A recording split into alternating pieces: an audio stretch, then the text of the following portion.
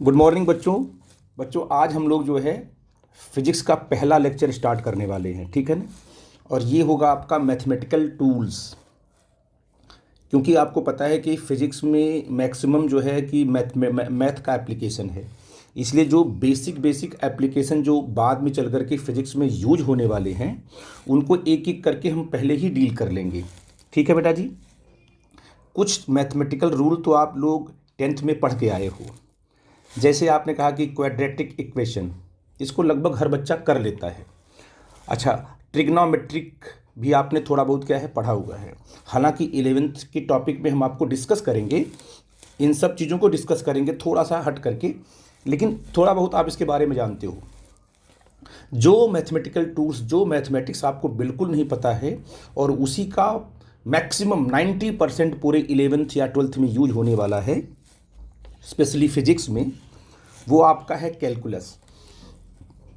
अब कैलकुलस को क्या है आप बिल्कुल नहीं जानते हो, इसलिए मैं थोड़ा उसको स्टेप बाय स्टेप आपको समझाऊंगा, बताऊंगा कि उसका रूल क्या है, उसे हम कैसे लेके चलते हैं और साथ में उसको हम अप्लाई कैसे करेंगे अपनी जो आने वाली फिजिक्स है, आने वाले जो चैप्टर्स हैं उनमें अप्लाई कैसे करेंगे, वन बाय वन करके हम डिस्कस करेंगे। ठीक है बेटा जी। तो डरने की कोई बात नहीं है, आराम आराम से आप समझिएगा और जहाँ जहाँ डाउट होगा हमसे डिस्कस करना है। ठीक है बेटा। तो हमारा जो पहला टॉपिक है हमने यहाँ पॉइंट आउट किया है, ये आपका है कैलकुलस, है ना। अब ये नाम आपके लिए बिल्कुल नया होगा। वास्तव में क्या है कि फिजिक्स में जब आप पढ़ोगे तो बहुत सारे फॉर्मूले मिलेंगे, बहुत सारे वेरिएबल्स मिलेंगे, मास है, वेलोसिटी है, एनर्जी है ना, मोमेंटम है, एंगुलर मोमेंटम है, एक्सेलरेशन है, फोर्स है कि नहीं है। बहुत सारे क्या है आपको वेरिएबल्स मिलेंगे, इनमें आपको रिलेशन मिलेगा। जैसे आपने पढ़ा होगा फोर्स, आपने क्या पढ़ा होगा, force is equal to mass into acceleration, ये भी आपने पढ़ा है। तो यहाँ पर क्या है, एफ आपका फोर्स है, एम क्या आपका मास है, ए क्या आपका एक्सेलरेशन है। तो यहाँ पर देखो देयर आर 3 फिजिकल क्वांटिटीज़, ये आपस में रिलेटेड है कि नहीं है। तो ऐसे आपके बहुत सारे रिलेशन मिलेंगे। तो जो ये क्या लिखा है देखो, कैलकुलस क्या है, एक मैथमेटिक्स है for the variable relation and expression. जितने वेरिएबल्स होते हैं उनमें जो रिलेशन होते हैं, उनका जो एक्सप्रेशन होता है, उनके लिए क्या बनाई गई है, कैलकुलस। ठीक है बेटा जी। और हम इसका यूज जो फिजिक्स में करेंगे तो जो हमारे वेरिएबल्स होंगे वो क्या होंगे, फिजिकल क्वांटिटीज़ होंगी। जैसे एनर्जी है, मोमेंटम है, मास है, लेंथ है, टाइम है, टेम्परेचर है, करंट है, एक्सेट्रा, है ना। ऐसे बहुत सारे मिलने वाले हैं वन बाई वन करके आपको। तो अब कैलकुलस में हमें किन किन चीज़ों को स्टडी करनी है। पहला हमें पढ़ना है डिफरेंशिएशन, सबसे इंपॉर्टेंट, खूब इसका यूज है। और दूसरा पढ़ना होगा हमें इंटीग्रेशन। ठीक है ना। तो कैलकुलस के 2 पार्ट, एक आपका डिफरेंशिएशन हो गया और एक क्या हो गया आपका, इंटीग्रेशन हो गया।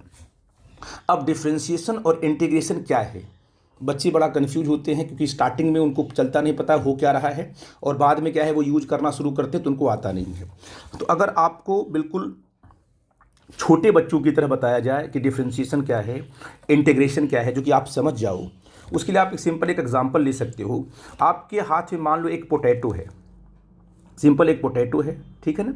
उस पोटैटो को आपने छोटी छोटी स्लाइस में आपने क्या है कट कर दिया, छोटी छोटी स्लाइस में आपने कट करके टेबल पे ऐसे बिखेर बिखेर दिया। तो आप क्या बोलोगे कि पूरे के पूरे पोटैटो का डिफरेंशिएशन हो गया, आपने उसको डिफरेंशिएट कर दिया, छोटे छोटे पार्ट में क्या कर दिया बेटा जी, उसको आपने डिफरेंशिएट कर दिया। ठीक है ना। और अगर उसी सारी स्लाइस को आप इकट्ठा करके एक बना दो ऐसे, तो आपने क्या किया, अब आपका पोटैटो सिंगल बन गया ना, बन गया। तो आपने क्या किया, पोटैटो को आपने इंटीग्रेट कर दिया। क्या कर दिया, इंटीग्रेट कर दिया। इसका क्या मतलब हुआ कि डिफरेंशिएशन का मतलब हुआ स्प्लिटिंग। क्या हुआ, स्प्लिटिंग, किसी भी सिस्टम को छोटे छोटे छोटे छोटे पार्ट में ब्रेक कर देना, उसे बोलते हैं डिफरेंशिएशन। और इंटीग्रेशन का मतलब होता है ज्वाइनिंग। और उस छोटे छोटे पार्ट की, एक एक पार्ट की हम लोग एनालिसिस करेंगे।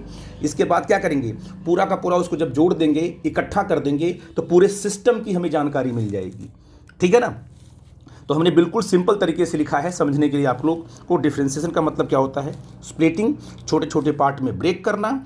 और ज्वाइनिंग का मतलब क्या होता है, जो ब्रेक हुआ पार्ट है, जो बिखेर दिया आपने है तोड़ करके, फिर क्या उसको आपने इकट्ठा कर दिया। तो आप कह सकते हो कि फिजिक्स में हम लोग क्या करेंगे, पहले तोड़ेंगे छोटे छोटे पार्ट में, और फिर क्या उसको जोड़ देंगे। तो तोड़ना और क्या है, जोड़ना, यही पूरी फिजिक्स में चलता रहेगा।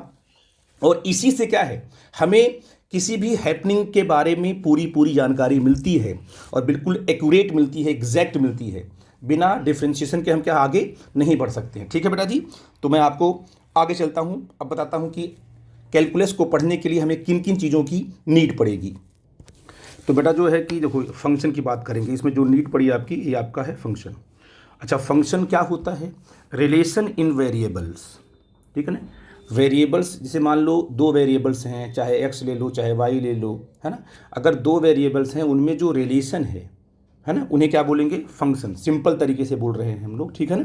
फंक्शन को मैथ में आप एक्सप्लेन करोगे तो इसका और ब्रॉड सेंस आपको मिलेगा, बट अभी फिजिक्स में क्या है? रिलेशन इन वेरिएबल्स, उसे ही क्या बोलेंगे? फंक्शन। जैसे example y is equal to, हमने क्या लिया यहाँ पर देखो, एक्स स्क्वायर 2x + 1, ठीक है ना। तो यहाँ पर हमने क्या लिया? y इज इक्वल टू, हमने ये चीज़। अब मुझे बताओ कि अगर हम x की वैल्यू क्या करेंगे? चेंज करेंगे, तो पक्का है कि y की वैल्यू क्या होगी? बेटा चेंज होगी, ठीक है ना। तो अगर आपने कहा कि यहाँ पे x की वैल्यू अगर हम चेंज करते हैं तो हमें यहाँ y की वैल्यू क्या मिलेगी बेटा जी? चेंज मिलेगी। यानी y किस पे डिपेंड करता है? x पर। जब जब आप x को चेंज करोगे तब तब y क्या होगा तुम्हारा? चेंज होगा। यानी x की वैल्यू के एक x की कोई वैल्यू यहाँ पुट करोगे तो y की एक प्रॉपर आपको वैल्यू मिल जाएगी। तो आप क्या बोलोगे कि y किसका फंक्शन है? y is the function of x, y is the function of x। तो यहाँ पर जो x लिखा हुआ है, x की वैल्यू चेंज करते रहोगे, y की वैल्यू क्या होगी? चेंज होती रहेगी, ठीक है ना। तो ये एक फंक्शन है, ये क्या है? एक फंक्शन है। और आप कह सकते हो कि y किस पे डिपेंड कर रहा है? x पर डिपेंड कर रहा है। तो इसलिए बोलते हैं x को, जो आपका x है उसे बोलेंगे डिपेंडेंट वेरिएबल। क्या बोलेंगे? Dependent variable. क्यों? क्योंकि ये किस पे डिपेंड कर रहा है? x पर डिपेंड कर रहा है। और x किसी पर डिपेंड नहीं कर रहा है, x तो सिंपल क्या है? x को चेंज करते हैं तब y चेंज होता है। इसीलिए हम x को क्या बोलते हैं? जो आपका x है इसे बोलते हैं इंडिपेंडेंट वेरिएबल। Dependent variable. जब भी आपको फंक्शन बनाओगे तो आपको दो क्वांटिटी मिलेंगी, एक क्वांटिटी दूसरे पे क्या कर रही होगी? डिपेंड कर रही होगी। हाँ, जो डिपेंड करता है उसे बोलते हैं डिपेंडेंट वेरिएबल, और जो किसी पर डिपेंड नहीं करता है उसे क्या बोलते हैं? Independent variable. ठीक है बेटा जी। बच्चा कभी कभी कहता है सर कि अगर हम y की वैल्यू चेंज करें तो क्या x चेंज होगा? बेटा आप y की वैल्यू चेंज नहीं कर सकते हो, क्योंकि y डिपेंडेंट है, किसी पर क्या कर रहा है? वो डिपेंड कर रहा है, ठीक है ना। इसीलिए क्या है कि आप y को चेंज करके x को चेक नहीं कर सकते हो, क्योंकि y is the function of क्या है? x है। y किस पर डिपेंड करता है? x पर डिपेंड करता है। तो यहाँ मैंने क्या लिखा है? देखो यहाँ पर, यहाँ लिखा है हमने y is the function of x। It means y किस पे डिपेंड करता है? x पर। ये एक नोटेशन है, एक मैथमेटिकल नोटेशन है कि y is the function of x। I think मेरी बात आप समझ गए। तो फंक्शन अगर आपको समझ में आएगा तभी आप आगे बढ़ पाओगे। फंक्शन का मतलब क्या है कि किन्हीं दो वेरिएबल के बीच में एक रिलेशन बनेगा और एक वेरिएबल दूसरे पर क्या करेगा? डिपेंड करेगा, ठीक है ना। जो डिपेंड करता है उसको बोलेंगे डिपेंडेंट वेरिएबल, और जो नहीं डिपेंड करता है उसे बोलेंगे इनडिपेंडेंट वेरिएबल, जैसा मैंने यहाँ पर आपको एक्सप्लेन किया है, ठीक है ना। अब हम अगले टॉपिक में आते हैं बेटा जी। इधर देखो मैंने क्या है, टाइप्स ऑफ फंक्शन को मैंने यहाँ पर एक्सप्लेन किया हुआ है कि टाइप्स ऑफ फंक्शन क्या होते हैं, वन बाई वन करके हम लोग डिस्कस करेंगे, ठीक है बेटा जी। पहला हमने यहाँ लिखा है बेटा जी एल्जेब्रिक फंक्शन। क्या लिखा है? एल्जेब्रिक फंक्शन, ठीक है ना। जब आपको y और x में डायरेक्ट रिलेशन मिलेगा उसे बोलेंगे एल्जेब्रिक। जहाँ पर y और x और z साथ में आते हैं, x है, y है, z है, उसे बोलेंगे एल्जेब्रिक फंक्शन। जैसे फॉर एग्जांपल अगर हम लेते हैं हम लोग, तो आप कह सकते हो कि एग्जांपल की बात अगर करें तो आप कहोगे सर यहाँ y is equal to x square plus 2x + 1। अगर इस तरीके का फंक्शन है, y is the function of x और y x आया हुआ है, तो कहेंगे फंक्शन कैसा है? एल्जेब्रिक फंक्शन है। कैसा बड़ा फंक्शन है आपका? एल्जेब्रिक फंक्शन है। जैसे कोई और भी फंक्शन बना सकते हो, जैसे y is equal to x + 1 का क्यूब, है ना। इसमें भी क्या है आप देख सकते हो, इसमें क्या है? इसमें y और x ही आया हुआ है, तो इसे क्या बोलेंगे कि this is also known as algebraic function. जब भी y x का रिलेशन डायरेक्ट मिले आपको तो आप उसे बोलोगे एल्जेब्रिक फंक्शन। अगला आपका है ट्रिग्नोमेट्रिक फंक्शन। क्या है बेटा जी? Trigonometric function. तो इसके लिए क्या करोगे? आपको पता है इसका एग्जाम्पल क्या होगा? जहाँ पर साइन है, कॉस है, एक्स है ना, तो आपने कहा कि y इज इक्वल टू, अगर क्या लिखा है साइन x, है ना, या तो y is equal to cos square x + 1, ऐसे सब लिखा हुआ है। तो आप क्या बोलोगे? यहाँ देखो बेटा, ये y is equal to cos square x. तो ये वाई और किस में रिलेशन आपका है, वाई और क्या है, साइन में रिलेशन है, तो आपका ट्रिग्नोमेट्रिक फंक्शन कहलाएगा। जब भी sine x, cos x, ten x, cosec x involve होने लगे वाई के साथ साथ, तो हम बोलेंगे कैसा आपका है, वो ट्रिग्नोमेट्रिक फंक्शन है। ठीक है बेटा जी। अब आपका आता है लॉगरिथमिक फंक्शन। क्या होता है, लॉगरिथमिक फंक्शन। अगर हम बात करते हैं कि लॉगरिथमिक फंक्शन क्या होता है, तो इसका एग्जाम्पल अगर हम लेते हैं तो आप कहोगे sir y is equal to log x base e, मतलब लॉग का फंक्शन आएगा। किसका फंक्शन आएगा, लॉग का फंक्शन आएगा। ठीक है ना। तो अब एक्स तो आया हुआ लेकिन साथ में क्या लगा है, लॉग। ठीक है ना। और एक्स आपका उसका आर्ग्यूमेंट है। तो आप मत समझना कि सर वाई और एक्स का यहाँ रिलेशन तो एल्जेब्रिक बन जाएगा, नहीं, इसे बोलेंगे लॉगरिथमिक फंक्शन। अभी आपको नहीं पता होगा, मैं आगे चल के इसको एक्सप्लेन करूंगा, बट अगर इस टाइप का फंक्शन आपको मिलता है, this function is known as logarithmic function, जिसमें लॉग आता है। ठीक है ना। एक्सपोनेंशियल फंक्शन क्या होता है, एक्सपोनेंशियल फंक्शन।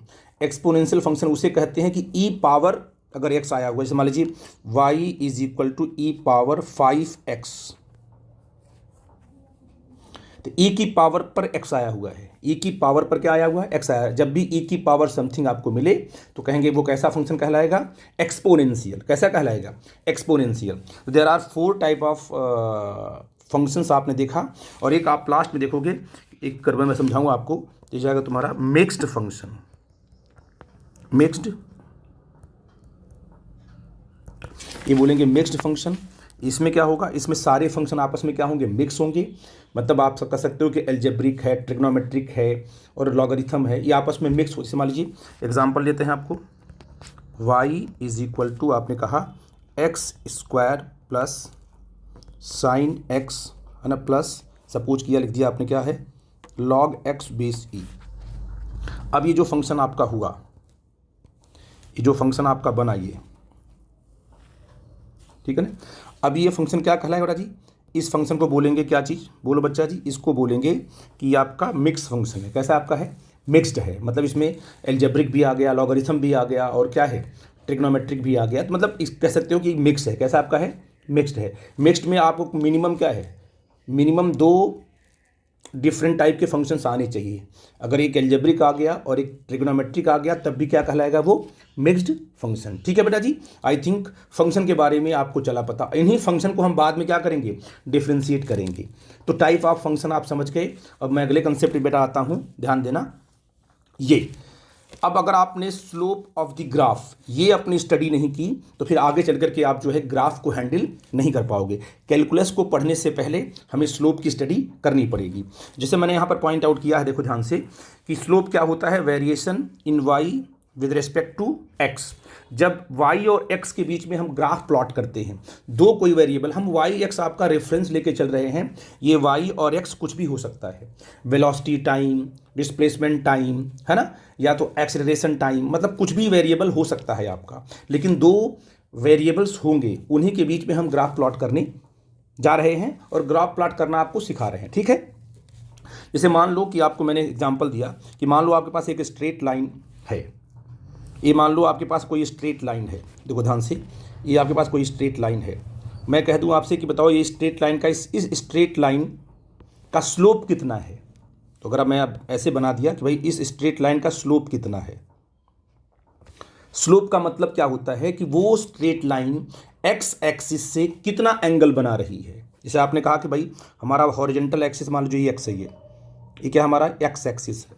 ये जो अगर इस लाइन का कोई आपसे क्या पूछता है, इस लाइन का आपसे पूछता है कि इस लाइन का स्लोप क्या होगा, तो आपको देखना होगा कि ये जो लाइन हमने ड्रॉ किया है, वो लाइन जो है हॉरिजॉन्टल एक्सिस से कितना एंगल बना रही है। वो जो एंगल मिलेगा, उसी एंगल को हम स्लोप समझेंगे, उसका स्लोप 10 लगा देंगे बाद में। लेकिन अभी एंगल के बारे में बात करो कि जो इसने एंगल बनाया, ये जो एंगल बना थीटा, यही थीटा क्या कहलाएगा, इस स्ट्रेट लाइन का स्लोप कहलाएगा। और आपको पता है कि स्लोप एंगल इसे बोलते हैं, क्या बोलते हैं इसको, स्लोप एंगल बोलते हैं।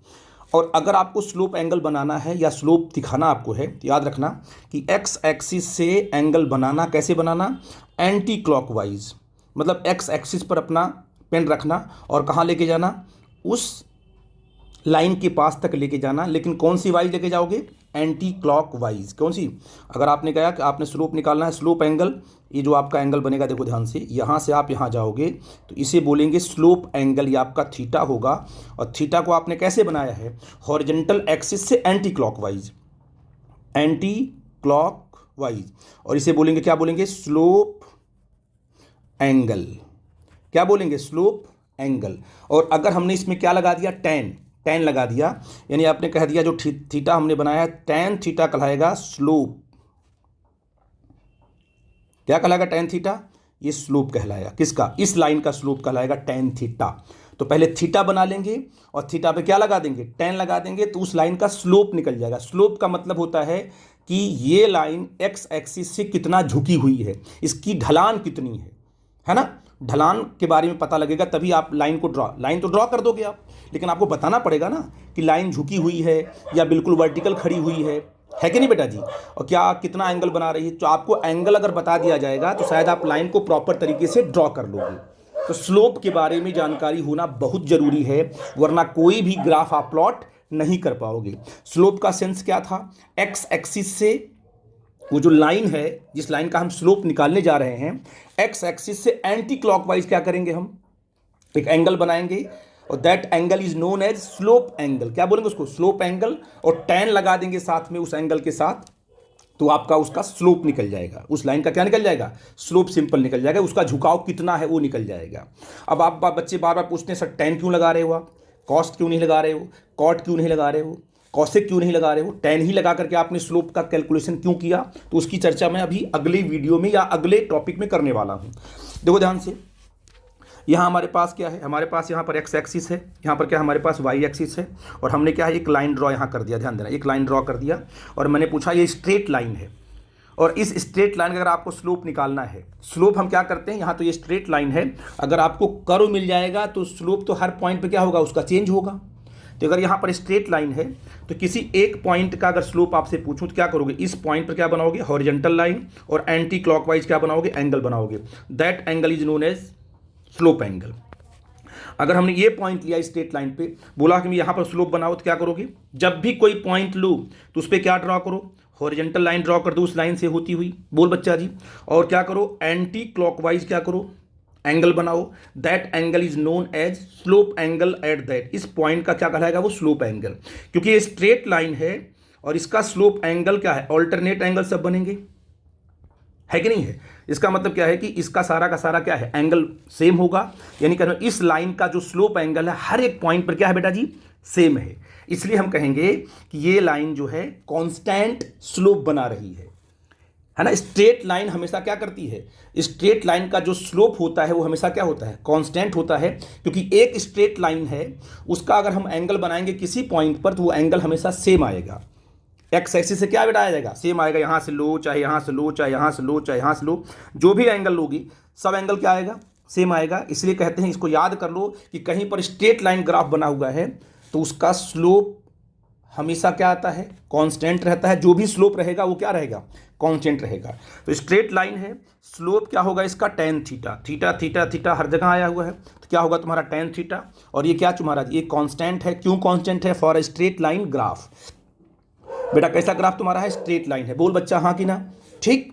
अच्छा, एक चीज और बड़ी इंपॉर्टेंट चीज बताता हूं, आपको ध्यान देना कि अगर मैं आपसे बोलूं कि यहाँ हमारे पास एक एक्स एक्सिस है, यहाँ एक वाई एक्सिस है ना? एक हमने स्ट्रेट लाइन ड्रॉ कर दिया, ठीक है ना? अब इस स्ट्रेट लाइन पे हमने दो पॉइंट कंसीडर किए, एक पॉइंट हमने ए लिया, एक पॉइंट क्या हमने बी लिया। ठीक है बेटा जी? आई थिंक मेरी बात आप समझ गए मैं क्या बोल रहा हूँ। अब मुझे बताओ आप कि अगर आपने ए से क्या ड्रॉ किया? परपेंडिकुलर, तो ए का जो एक्स कोऑर्डिनेट क्या होगा? यहाँ पर लिखोगे आप लोग x1 लोग, है कि नहीं है? क्योंकि जब आप ए से कहाँ डालोगे? परपेंडिकुलर, तो आप कहोगे सर x1 हो जाएगा। ये क्या हो जाएगा बेटा जी? बोलो जी। ये तुम्हारा हो जाएगा y1, क्योंकि y एक्सिस पे है। ए का जो कोऑर्डिनेट आपका मिला कितना मिला? x1, और क्या मिला? y1। अब ए से कहाँ गए आप? बी पर। जब आप ए से बी पर गए तो पक्का है कि x भी चेंज होगा और क्या है? y भी चेंज होगा। क्यों बच्चा जी? तो आपने कहा ठीक है सर। तो आपने कहा कि देखते हैं कि बी का कोऑर्डिनेट क्या होगा? x कोऑर्डिनेट कहोगे सर x2 होगा। बोल बच्चा जी। और मैंने कहा कि आप मुझे बताओ कि बी का वाई कोऑर्डिनेट क्या होगा? तो कहोगे सर लाइन ड्रॉ किया हमने यहाँ पर ऐसे, है ना बेटा जी। और ये कितना होगा तुम्हारा, ये तुम्हारा होगा क्या चीज़, y2 होगा, है कि नहीं बेटा जी। ये तुम्हारा हो गया तुम्हारा y2। अब मुझे बताओ कि अगर मैं पूछूं कि भाई इस पॉइंट का स्लोप क्या है, तो क्या कहोगे सर, यहाँ से हम ड्रॉ करेंगे हॉरिजॉन्टल लाइन, बोल बच्चा जी, और ये जो एंगल बनेगा that angle is known as slope, क्या बोलेंगे, स्लोप एंगल, इसे क्या बोलेंगे, स्लोप एंगल। अब मुझे बताओ कि अगर मैं आपसे पूछूं कि ये बताओ बेटा जी, ये कितना डिस्टेंस है, ये कितना चेंज है, अगर आप x1 से कहाँ गए, x2 पर कितना चेंज आया, x2 माइनस x1, क्या आएगा, x2 माइनस x1। तो ये जितनी लाइन होगी वही लाइन यहाँ भी होगी, बोल बच्चा जी, तो ये भी क्या होगा, x2 माइनस x1। यानी कहने का मतलब जब आप a से कहाँ गए, b पर गए, जो चेंज कितना आया, x2 माइनस x1 आया। यानी a से लेके कहाँ गए, b पर गए, तो x में कितना चेंज आया, x2 माइनस x1। अब मुझे बताओ इस वाली लाइन पे क्या होगा, ये जो है, ये जो y लाइन है ना आपकी, ये y, ये कितना चेंज हुआ, कहोगे सर y से कहाँ गए हम, y2 पर गए, तो y2 माइनस y1, तो ये लाइन क्या होगी बेटा जी, बोलो, ये होगी y2 माइनस y1। तो आप क्या देख रहे हो कि जब आपने x में चेंज किया कितना, x2 माइनस x1, तो इसके करस्पॉन्डिंग आप में y में भी क्या आया, चेंज आया। a से b जाने में x भी चेंज हुआ, अगर x चेंज हुआ तो y भी तो चेंज हुआ, ठीक है ना। अब ये आपका बन गया स्लोप एंगल। अब मुझे बताओ कि ये आपका हो गया राइट एंगल ट्रायंगल, और राइट एंगल ट्रायंगल में ये क्या बन गया तुम्हारा परपेंडिकुलर, ये तुम्हारा क्या बन गया, बेस। अब मुझे बताओ आप लोग कि क्या लिखोगे आप लोग, tan theta, cot theta, cosec theta या साइन थीटा, क्योंकि परपेंडिकुलर और बेस दिया हुआ है, तो क्या लिखते हो आप लोग कि tan theta is equal to perpendicular upon base, ये क्या होगा, y2 माइनस y1 है बेटा जी, upon x2 minus x1। y2 minus y1 क्या है, चेंज इन y, और x2 माइनस x1 क्या है, चेंज इन x। तो x2 माइनस x1 अगर x में चेंज हुआ तो कितना चेंज होगा y में, y2 माइनस y1, और इसी को बोलेंगे क्या चीज, slope, slope of y versus x graph. y versus मतलब y और x के बीच में जो ग्राफ आपने प्लॉट किया है, उसमें y2 माइनस y1 और x2 माइनस x1 क्या देगा, बोलो, आपको स्लोप देगा, क्या देगा, तभी देखो यहाँ पर टेन थीटा आया हुआ है। इसका मतलब, इसकी मीनिंग क्या हो गया, इसकी मीनिंग ये हुई कि change in y, change in y with respect to x। इसका क्या मतलब हुआ कि x के हिसाब से y कैसे चेंज हो रहा है या कितना चेंज हो रहा है। अगर x में आपने थोड़ा सा चेंज किया और y ज़्यादा चेंज हो गया, तो इसका क्या मतलब हुआ, इसका मतलब स्लोप बढ़ गया, क्योंकि ऊपर का जो आपका न्यूमरेटर है अगर वो बड़ा होगा और डिनोमिनेटर क्या तुम्हारा छोटा होगा, तो पक्का है स्लोप क्या होगा, ज़्यादा होगा। तो स्लोप हमेशा याद रखना कि अगर दो वेरिएबल के बीच में आप ग्राफ प्लॉट कर रहे हो, तो उसमें जो भी ग्राफ आप प्लॉट करो, वहाँ पर जो भी स्लोप निकालोगे, किसी भी पॉइंट का स्लोप निकालोगे, वो स्लोप क्या बताएगा, वो स्लोप ये बताएगा कि अगर आपने एक्स वाई पे ड्रॉ किया हुआ है, तो आप एक्स को अगर चेंज कर रहे हो तो एक्स के करस्पॉन्डिंग वाई कितना चेंज हो रहा है, उसके बारे में इंफॉर्मेशन कौन देता है आपको, स्लोप देता है। आई थिंक मेरी बात आप समझ पाए। अब मैं अगली वीडियो में आपको बताऊंगा कि अगर ये स्ट्रेट लाइन ग्राफ ना हो करके अगर कर्व ग्राफ होता है, तो उस टाइम पर हम लोग स्लोप कैसे कैलकुलेट करते हैं और कैसे निकालते हैं स्लोप को। तो आई थिंक ये कंसेप्ट आपको क्लियर हुआ होगा। मैं छोटी छोटी वीडियो बनाऊंगा बेटा, जिससे आपको क्या है, टाइम भी आपका ना लगे, आप प्रॉपर तरीके से उसको देख सको। ठीक है बेटा जी, थैंक यू वेरी मच।